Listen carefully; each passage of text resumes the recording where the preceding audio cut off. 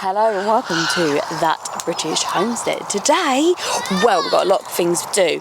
It is Boxing Day, so we're going to be planting some of our garlic cloves, some of our bigger garlic. We've already done a whole bed of this, but I just don't think we have enough, so I'm going to plant some more.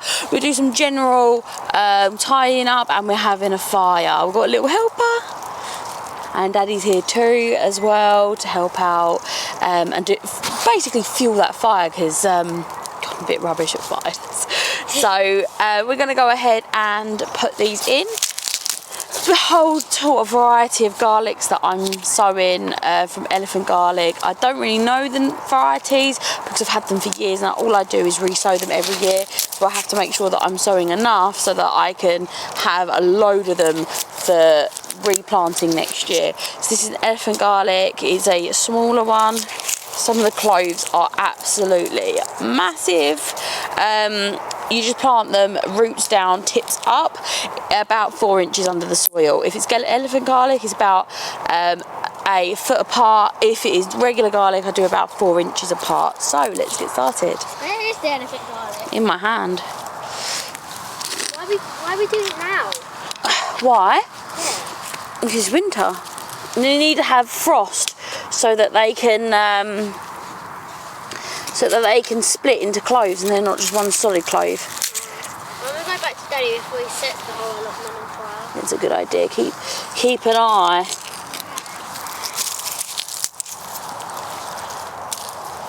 Whoops. This bed is horse manure, just newly done, so it's full of nutrients.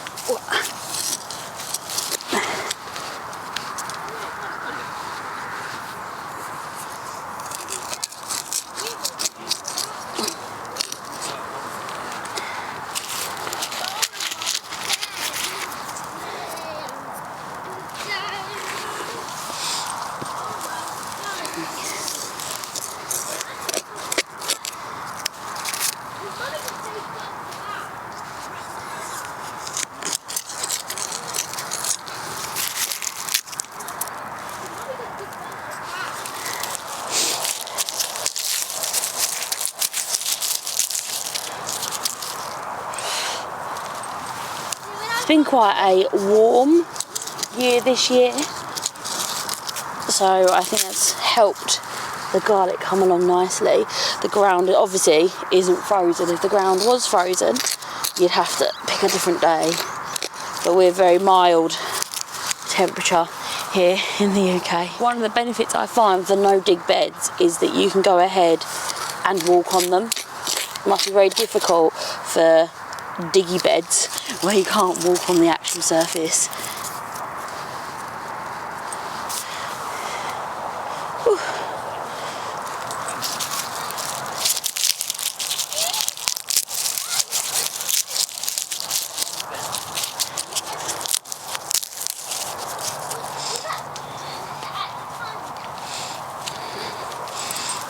Ooh. This Hori Hori knife I'm using is so good because it helps you measure. It has all the measurements on it. You want to pick all the largest cloves to plant, so the largest bulbs, and then you divide it up and you find the largest cloves.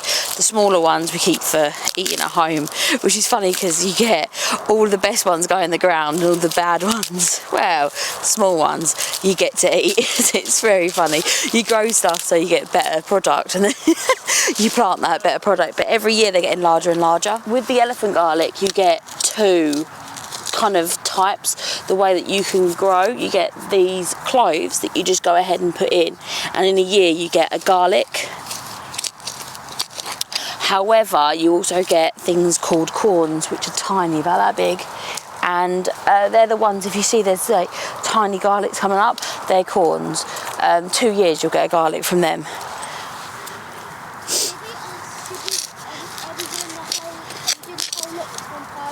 Yeah. Keep the fire going so you can get rid of all that stuff. I hope we can't get it done by today. It just starts raining. Well, let's hope it doesn't.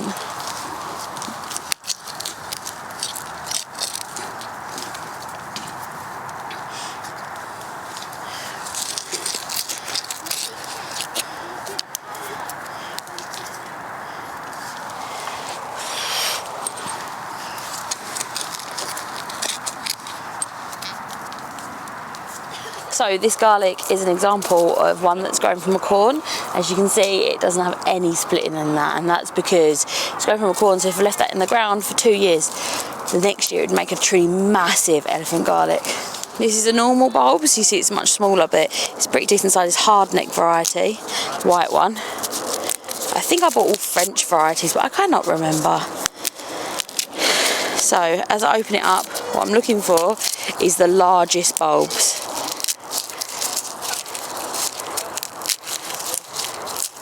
That's not a bad one.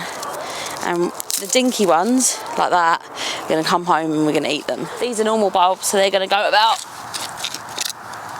4 inches apart.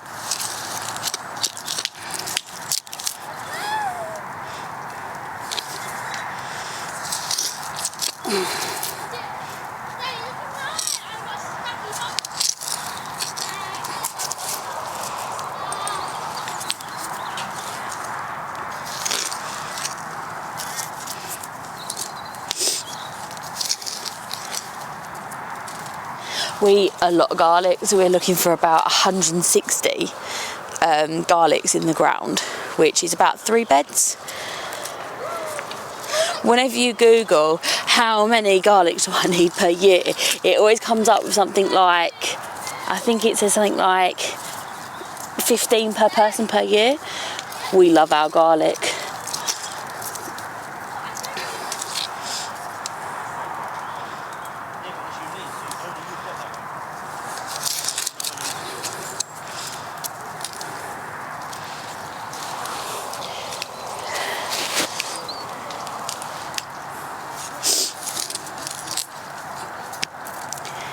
It's another hard neck variety.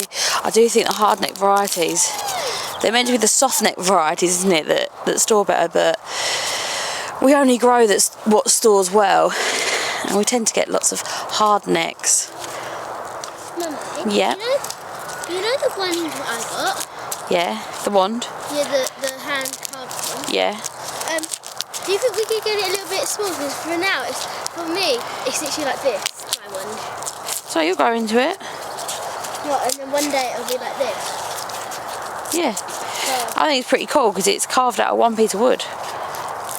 I just said it. I was like, oh, wouldn't it be so cool if I had a hand carved one and it was Hermione Granger's?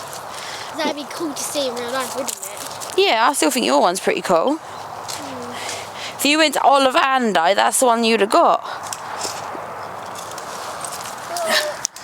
No.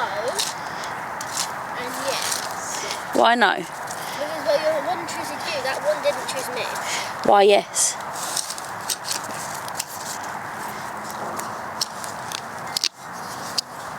I think it chose you. Really? Well, yeah. It's not always clear why, though. The one chooses the wizard, Mr. Potter.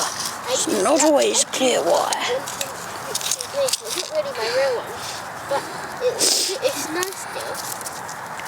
It's going to go really nice once I get a Harry Potter display. Oh, really? Is that what you want for your birthday, then? Oh, it's always good to start the day after Christmas Day to decide what you want for your birthday. Because then I get to choose, because then I know what I got and what I didn't. Very true. Make a list. I really love this jumper. But it looks like I'm in Hufflepuff. I was in Hufflepuff. I like Hufflepuff. Why? Because I think it's important to be a good friend. Loyal. Loyal. I was a Hufflepuff. And you were a Slytherin. I'm a Slytherin. You and Daddy was a Hufflepuff. Whoops, Daisy. Do you want to put that in the fire? And they said, what? Has Daddy given up on the barrel? You giving up on the barrel? Wow. Look at that whopping clove. What? Look at that clove. And it looks like it's like, that's its head. It does, isn't it?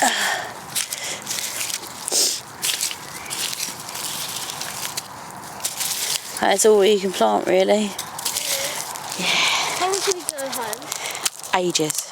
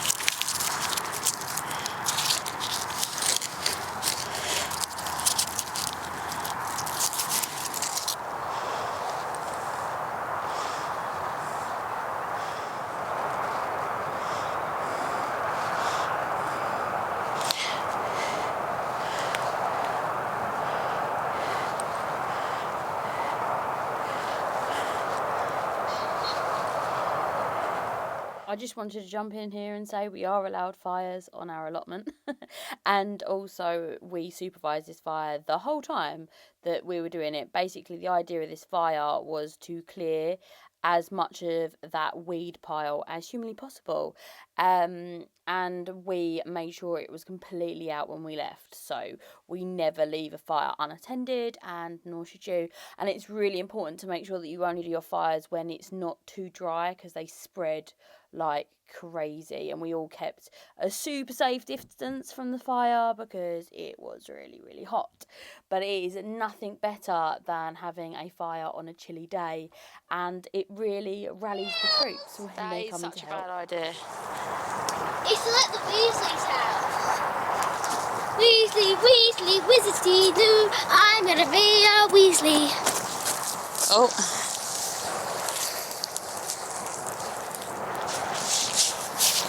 Mummy, look. It's Mum, gonna look. fall. Mum also signs. Look, it's that sign at the back. Very nice. Very nice. Daddy, do you see it? Look, it's signed at the back. Fire! Fire! Fire! Look, a Voldemort's dying! Yes! Someone's gonna ask me. It's gonna be on the news. So it looks like in the allotment, A12 is snogging.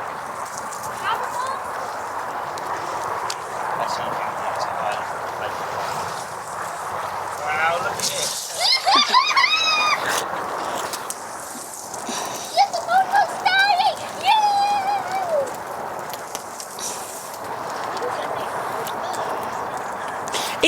Is that my metal pole in the middle?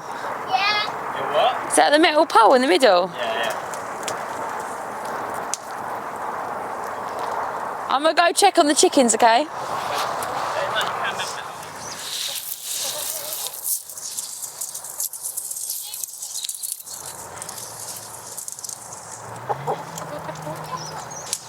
Hey girls. So, just like, oh, definitely some more wood chip over here. It's been so wet. Just like to check their water, which I think, I don't know. I think I'm gonna fill that up anyway. And their food is very, very nice and full. Hello, hello, hello. If you look at the little Hello? paper coming off the fire, it looks like Voldemort when he died. It does, doesn't it?